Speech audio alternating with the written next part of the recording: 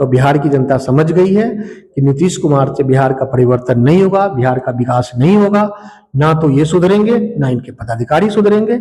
इसलिए इस बार विकल्प के तौर पे जन स्वराज पार्टी आई है और जनता हमें फुल सपोर्ट कर रही है और अपने दिल से आशीर्वाद हमें दे रही है और कहते हैं कि नहीं, इस बार जन स्वराज के हम साथ हैं। हम संकल्प लेते हैं, दृढ़ संकल्प लेते हैं, इस बार बिहार को बदल के रखेंगे और नया व्यवस्था परिवर्तन जन स्वराज पार्टी के रूप में लेके आएंगे। नमस्कार, अभी हमारे साथ खास बातचीत करने के लिए चुनाव प्रभारी रंजीत कुमार जी हैं, जो जन स्वराज पार्टी से हैं।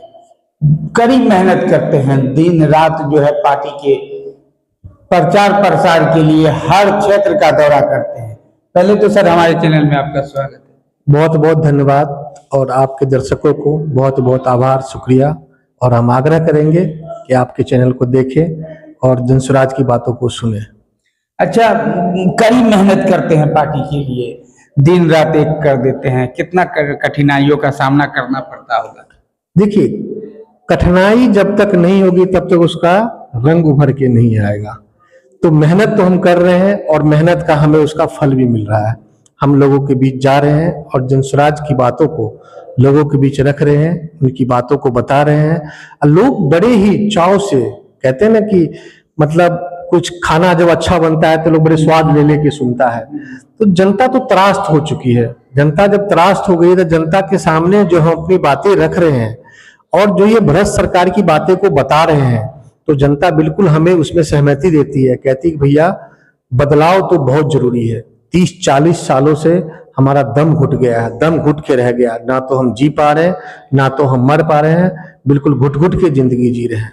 तो जन स्वराज की जो बातें हैं, उनकी जो समस्या है, जैसे कल हमने एक प्रोग्राम किया था सावगढ़ में, हमने 50-100 महिला हमारे बीच में आके अपनी बातें बताने लग गई। वो कहती थी भैया देखिए, अभी जो सरकार है ये सरकार केवल कागजों पे सरकार रह गई है। हमारी ना तो एक शौचालय का व्यवस्था करवाया है, ना तो घर बनाने के लिए जमीन दिया है, यहाँ तक कि रास्ता तक घर तक जाने के लिए पगडंडी जो है उसका भी व्यवस्था सरकार नहीं कर पा रही है।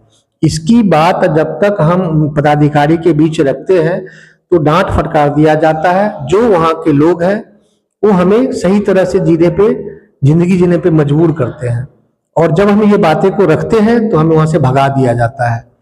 शौचालय की बात उन्होंने किया, उस महिला बड़े ही दिल भावुक हो गया मेरा सुन के उनकी बातों को, कि कहते हैं कि भैया हम शौचालय के लिए बांस बट्टी जाते हैं, खेतों में जाते हैं, जिनका खेत है शौचालय कर रहे हैं तो वहीं से चलाना शुरू करता है, हम भाग जाते हैं डर से, गाली गलौज करता है। बड़ी दुख की बात है, 40 साल से सरकार कम से कम शौचालय की व्यवस्था भी नहीं कर पाई। मोदी जी और नीतीश जी दोनों बड़े भाई छोटे भाई कहते हैं कि पैसा की बहार कर दिया हमने बिहार में, लेकिन नीतीश जी कहते हैं कि बिहार में कोई कमी नहीं है किसी चीज की, विकास का तो हमने बिल्कुल आंधी कर दी है। लेकिन विकास की आंधी ऐसा देखिए कि गांव में जन जन तक शौचालय की व्यवस्था नहीं है। नल जल योजना जो नीतीश जी ने शुरू करवाया बिल्कुल ही बद से बदतर है, आधे से ज्यादा खराब है। और जो चल पा रहा है उसमें वहां पे समुचित उसकी व्यवस्था नहीं करवाई गई है। हमने कई नल जल वालों से बात किया, जो जिनके दरवाजे पे लगा हुआ, जिन वार्ड में लगा, वार्ड सदस्य से बात किया। उन्होंने कहा कि देखिए नल जल का पैसा आएगा तब तो उसमें हम काम करेंगे ना, सरकार की तरफ से कोई संसाधन है नहीं, पैसा है नहीं। अगर खराब हो जाता है तो उसको ठीक करवाने के लिए 6 महीने लग जाते हैं, तब जाके वो ठीक होता है। बिजली बिल प्रीपेड मीटर लगा दिया गया है उसको, जब उसका पैसा खत्म हो जाता है रिचार्ज करवाने में 1 महीना लग जाता है। ये सरकार की नीति है, ये सरकार की जो भ्रष्ट नीति है ये बिल्कुल ही अंधी है, बौनी है और बिल्कुल ही निकम्मी है। लोग इस चीज को समझ रहे हैं। जब जमीन की बात हम करते हैं कि 4 देश में जमीन मिला क्या, अभी तो आप कह रहे थे कि सरकार ने जाति जनगणना करवाया था, तो उन्होंने कहा था कि हाँ ठीक है, जिसकी जितनी भागीदारी होगी उसकी उतनी साझेदारी होगी। लेकिन जब जमीन की बात करते हैं तो 40 लाख का तो उन्होंने ले लिया कि हाँ ठीक है 40 लाख को मैं दूंगा। लेकिन जब उन्होंने खुद की सार्वजनिक सूचना अपने सरकारी पोर्टल पे दिया कि हमने 2,27,000 लोगों को दिया, लेकिन सच में 2,27,000 का भी आंकड़ा वो भी झूठा आंकड़ा है। केवल 1,15,000 ही लोगों को मिला है, बाकी अभी भी आवंटित नहीं हुआ है। ये सरकार ऐसी है, ये कागजों की सरकार है। वो कहते हैं मिट्टी का शेर, ये मिट्टी का शेर है। सिर्फ कथनी और करनी में बहुत ही फर्क है। जब स्वास्थ्य की बात करते हैं तो स्वास्थ्य व्यवस्था का हाल आप देख लीजिए। अभी हाल की घटना देख लीजिए, मुजफ्फरपुर की बेटी के साथ रेप हुआ और जब वो इलाज के लिए पीएमसीएच पहुंची, घंटों एम्बुलेंस में तड़पती रह गई। लेकिन स्वास्थ्य मंत्री का ये हाल देखिए, उसकी व्यवस्था इतनी गंदी थी कि उनको एडमिट तक नहीं हुआ, उसको इलाज तक नहीं हो पाया और बेचारी दम घोट घोट के वो तड़प तड़प के मर गई। ये कितनी मानवीय हत्या की है। नीतीश जी, मैं कहना चाहता हूं, जिस तरह से ये हत्या आप करवा रहे हैं, आपको ऊपर वाला कभी माफ करेगा और जनता तो भगवान होती है, जनता आपको कभी माफ नहीं करेगी। आपने बेटी की हत्या जो की है, जनता इसको कतई आपको माफ नहीं करेगी। अब देखिए मधेपुरा की घटना लेकर कहते हैं कि नीतीश जी कि मेरा पदाधिकारी, मेरा प्रशासन बहुत ही सजग है, लेकिन आपसे मीडिया बंधु कुछ छुपा हुआ नहीं है।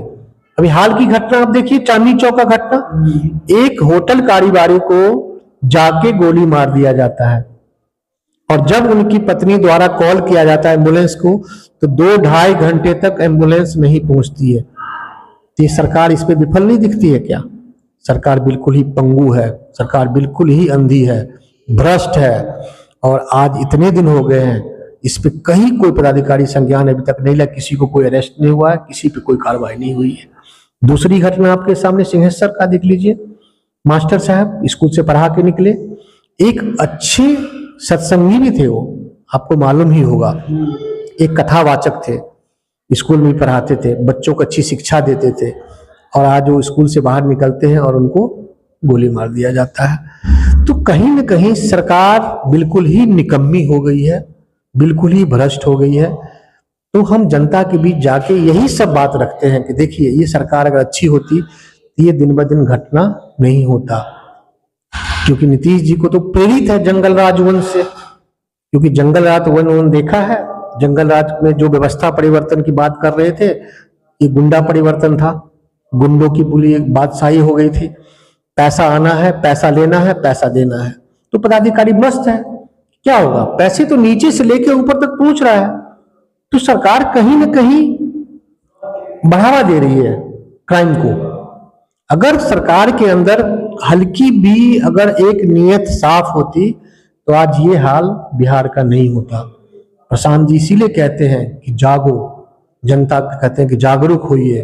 पहले आपके पास नहीं था कोई भी व्यवस्था, कोई भी ऐसा चुनाव करने के लिए कोई भी आपके यहाँ नहीं आया था, कोई पार्टी खड़ी नहीं हुई थी। लेकिन मैं बिहार का बेटा हूं और बिहार की बात करता हूं। मैंने बहुत सारे मुख्यमंत्री बनाए, उसमें एक नीतीश जी को भी सहयोग किए थे। लेकिन जब देखा कि नीतीश जी मुख्यमंत्री बन गए हैं, लेकिन काम के नाम पे केवल कुछ नहीं, कागजों में काम करते हैं, तो उनको देखा नहीं गया। उनका हृदय बहुत ही हृदय बड़ा, बिल्कुल रो पड़े हो। तब उन्होंने जनता के बीच गांव-गांव जाके पदयात्रा किए, लोगों के बीच गए, लोगों को दुख दर्द को समझा। लोगों ने कहा कि नहीं सर, आप आइए, हमें इस बचाइए, बिहार से बचाइए, इस भ्रष्ट सरकार से बचाइए। तो प्रशांत जी हमारे पर नेता आए, जनता के बीच बैठे, जनता से बातें किए और जनता से पूछ के ही हम पार्टी की संरचना की, एक पार्टी की स्थापना की जो जनसुराज पार्टी के रूप में उभर के आई है। और जनसुराज पार्टी जनता का सुंदर राज, जो हमारे बीच के लोग अच्छे लोग हैं, जो हमारे बीच में आ रहे हैं। आप देख लीजिए मधेपुरा में हमारा जो कैंडिडेट है, एक से एक अच्छे कैंडिडेट आए हैं। बिहारीगंज देख लीजिए, हमारे चारों विधानसभा देख लीजिए, अच्छे लोग अच्छी सोच और सामूहिक प्रयास के साथ जुड़ रहे हैं। और जितने अच्छे लीडर हैं, सबका साथ हमें मिल रहा है, सबका सहयोग मिल रहा है।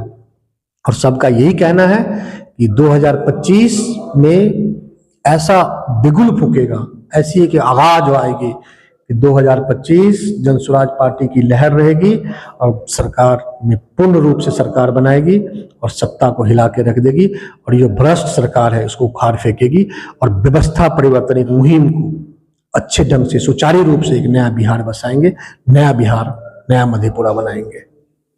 कहीं ना कहीं नीतीश कुमार जी का, लोगों का कहना है कि उनका अब उम्र जो है ना, मंच पे जाते हैं, मोदी जी को दूसरे नाम से सम्मानित करते हैं। देखिए, हम वही बोले ना, उनकी मनोस्थिति बिल्कुल ही खत्म हो चुकी है। सोचने समझने की बिल्कुल ही उनके अंदर अब क्षमता नहीं रहा है। इतना न कुर्सी के ऊपर उनके अंदर लोभ हो गया है कि अब वो अपने लास्ट पायदान पे खड़े, लेकिन उनसे कुर्सी नहीं छूटा जा रहा है। अरे आप एक अच्छे नेता तब बनेंगे जब एक अच्छा प्रतिनिधित्व कर पाएंगे। जब प्रतिनिधित्व काम नहीं करने लायक है तो कम से कम उस प्रतिनिधित्व के लायक अपना कोई एक नेता को खड़ा कर दीजिए। लेकिन नहीं, बनेंगे तो मुख्यमंत्री हम। बिहार का राज है, नीतीश कुमार है, और नीतीश से बड़ा कोई नेता बिहार में है ही नहीं, वो कहते हैं। क्योंकि ये सरकार की जो नीति है इसलिए तो बना के रखते हैं, वो जनता को अपना गुलाम समझ बैठे हैं। अब देखिए चुनाव आ रहा है, बातें कर रहे हैं, लेकिन उसकी मानसिक स्थिति ठीक नहीं है। स्टेज पे आते हैं और अपने सचिव जो शिक्षा सचिव है उनको एक गुलदस्ता भेंट करते हैं, पौधा एक जो पर्यावरण के प्रतीक है, और वो पौधा हाथ में लेते हैं और फिर उनके सर पे रख देते हैं कि हमारे किसी काम का नहीं है। तब सोचिए कितना मानसिकता खराब है उनका, कितना ये दोहरापन है, कितना बिहार के लिए ये कहां तक सही है। तो बिहार की जनता समझ गई है कि नीतीश कुमार से बिहार का परिवर्तन नहीं होगा, बिहार का विकास नहीं होगा, ना तो ये सुधरेंगे ना इनके पदाधिकारी सुधरेंगे। इसलिए इस बार विकल्प के तौर पे जनसुराज पार्टी आई है, और जनसुराज पार्टी की तरफ से हर लोगों के बीच, हर कस्बे में, वार्ड में हम लोग जा रहे हैं और अपनी जनसुराज की बातों को रख रहे हैं, और जनता हमें फुल सपोर्ट कर रही है और अपने दिल से आशीर्वाद हमें दे रही है, और कहते हैं कि नहीं, इस बार जनसुराज के हम साथ हैं। हम संकल्प लेते हैं, दृढ़ संकल्प लेते हैं, इस बार बिहार को बदल के रखेंगे और नया व्यवस्था परिवर्तन जनसुराज पार्टी के रूप में लेके आएंगे। कहीं न कहीं जनता जो है मन बना ली है और इस बार बदलाव जो है निश्चित है, तो इस बार सत्ता परिवर्तन होगा। तो बहरहाल आप लोगों की क्या राय है इस खबर के प्रति, आप लोग अपनी प्रतिक्रिया अवश्य दें। जय हिंद, जय बिहार।